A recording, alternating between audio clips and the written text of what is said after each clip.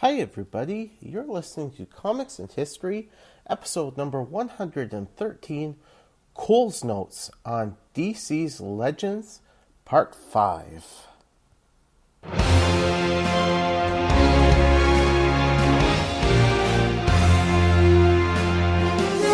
welcome to the show.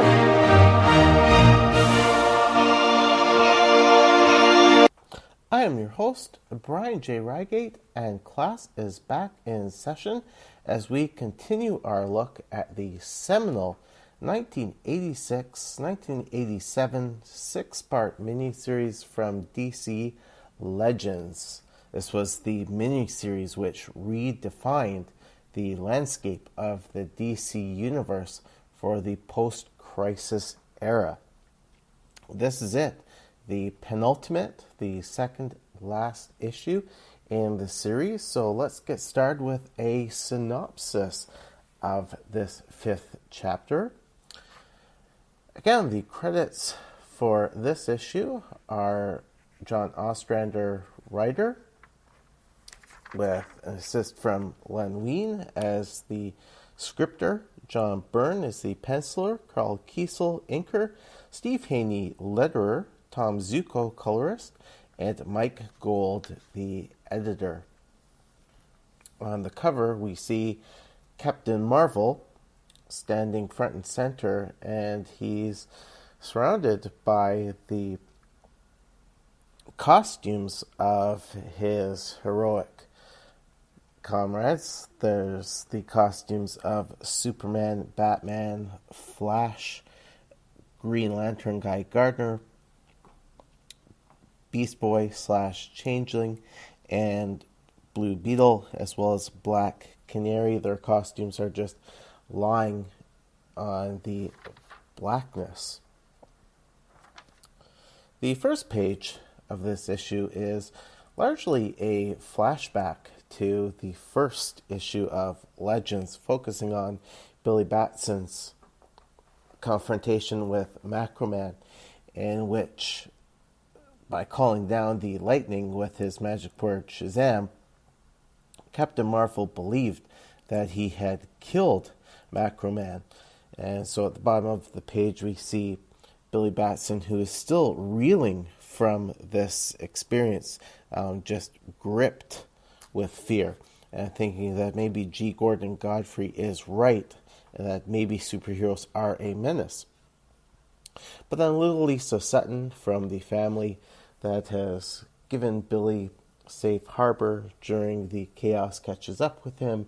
She's glad that she's found him, and she's also worried too, and she sees, along with Billy, an angry group of rioters who are burning a life-size Superman dummy in effigy.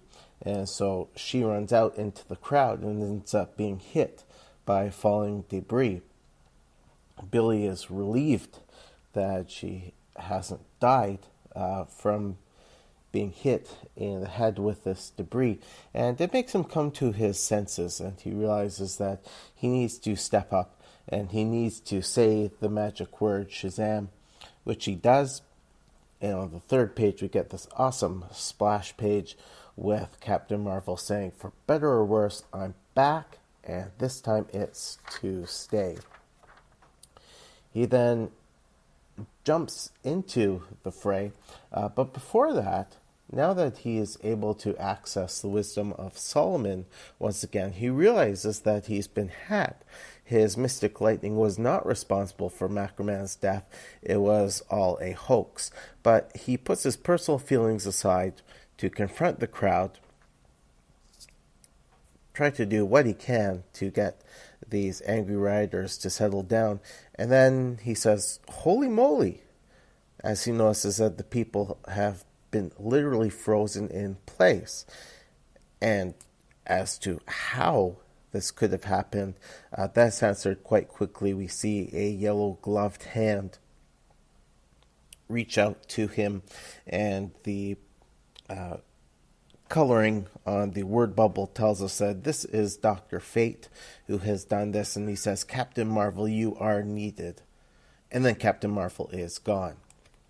Switch over to Star City, where Black Canary has decided to violate the presidential edict that has put a ban on superheroes operating in public. And she takes on D-list team, D-list at best, the Laser League. And she works on taking them down with her Canary Cry. But before she can proceed, Dr. Fate appears again off panel and says, "Black Canary, you are needed," and then she is gone. Meanwhile, over in Los Angeles, a group of angry rioters are fleeing from a villain calling himself Sunspot, and he says that the ultimate power is finally his, as it always should have been, and he clearly has a vengeance upon the people at the top of his mind, and he threatens to remake the sorry world in his own image. But before he can continue, Guy Gardner, proclaiming himself once more as the one true Green Lantern, shows up to antagonize Sunspot. And we see over the next couple of pages that Guy actually really enjoys antagonizing Sunspot. Sunspot picks up a tanker, goes to throw it at Guy, and Guy uses his ring to puncture a hole in the tanker, and so all the gasoline spills all over Sunspot.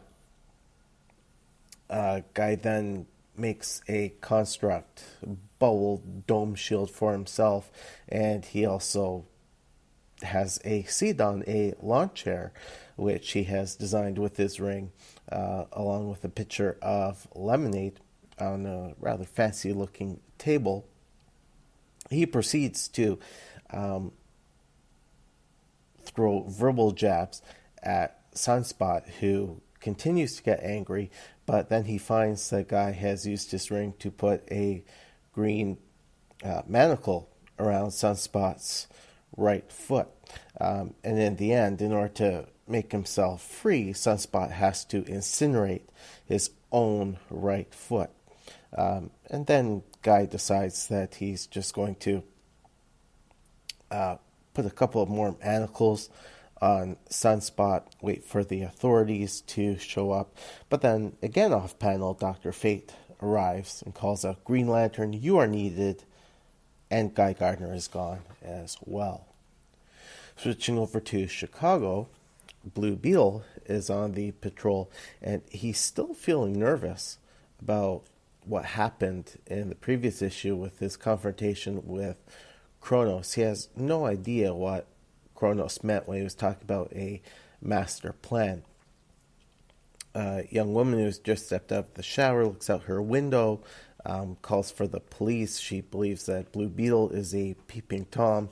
Blue Beetle goes to make a quick run for it, but once again, there's a voice of Dr. Fate saying, "Blue Beetle, you are needed," and Beetle is gone as well. The scene then shifts to Gotham City, where Batman is looking out over top of a building, and he's reflecting to himself that in his case, getting the people to fear him has always been easy because he always wanted the people to fear him. More on that later. But he does find it quite unusual, quite unnatural that someone has been able to turn the people against Superman. It's something unreal, something unnatural, and he decides that now's the time for him to find out exactly what that someone or something is. But before he can proceed, Dr. Fate shows up off panel, calls out, "Batman, you are needed," and the Bat is gone too. Shifting over to New York City, we still have an ongoing confrontation between Captain Boomerang, Wally West, and Gar Logan, aka Changeling, as he was going by that call sign at that time. But to make things worse, now there is a huge angry crowd descending upon the villain and the two heroes. Not only that, but there are these new warhounds as well. Captain Boomerang continues his assault on Wally, but the crowd catches up to him along with a hunger dog, and Captain Boomerang is quickly pulled into the crowd. Guard tries to make a joke about the Spanish Inquisition. Wally says that's not very funny. We've got to rescue Boomerang from those folks before they... And Dr. Fate appears. We see part of his billowing cloak, and he calls out to the two, tells them they are needed, and then they are gone. The scene then shifts over to the White House, where Superman is standing in the Oval Office with a seated Ronald Reagan and George H.W. Bush. There's another member of Reagan's inner circle, but I'm afraid I'm not sure who it is because we don't really see his face very clearly. But President Reagan notes that Superman has been the only one who has followed President Reagan's restraining order. And the result has been nationwide rioting and chaos, which Superman finds truly regrettable. The president then goes on to say that he's been trying to send them in the military, but that doesn't work since most of the soldiers quickly defect to Godfrey's side. And he says, now we start to receive reports of various superheroes suddenly disappearing all around the country. To which Superman replies that could very well be the work of Darkseid because he snatched Superman earlier in the day. I'll talk more about that in my analysis of this issue in a few minutes. But then Dr. Fate materializes in the Oval Office. The president confronts him and says, "Sir, your actions are in direct opposition to my executive order." Dr. Fate replies that it is unfortunate, but he serves a higher authority. He says, "The fate of your entire world is at stake here, and fate is my province. Superman, you are needed, and they are gone." Scene shifts back to Metropolis, where G. Gordon Godfrey is continuing to address a very angry crowd, and a couple of the people in the crowd bring forth Captain Boomerang. And Boomerang says that Godfrey can't do this to him. He's got his rights. To which Godfrey says, yes, the first bastion of the truly evil, to seek sanctuary among the very rights he has struggled to destroy. And Godfrey asks the crowd what they should do with Boomerang, and the crowd responds, hang him, burn him, feed him to the warhounds. And as the ranting continues, we shift to the headquarters of Task Force X, where we see that Amanda Waller and Colonel Rick Flag are watching all of this. And Waller tells Flag that he's got to go in there and deal with this. And he's got two options. He can either extract Boomerang safely, or he can just kill him. Whichever one seems easier, but Task Force X cannot be compromised. And Flag is not good with the concept of murder, and he won't allow it, to which Waller says that she's talking national defense, in which Flag may very well not have any choice. As Flag walks away with his fists clenched, he realizes that Waller is right in the end. Protecting Task Force X is of the highest priority. So we shift now to the Lincoln Memorial, where we see that Godfrey has a massive crowd listening to him. And now he is talking about throwing down the entire U.S. government in order that he and the people can raise up another better society in its place. And his rant is cut off by Dr. Fate, who presents a group of heroes who he has assembled, those who serve the cause of justice. And of course, this group is made of Superman, Batman, Captain Marvel, Black Canary, Guy Gardner, Changeling, Wally West, Flash, and Blue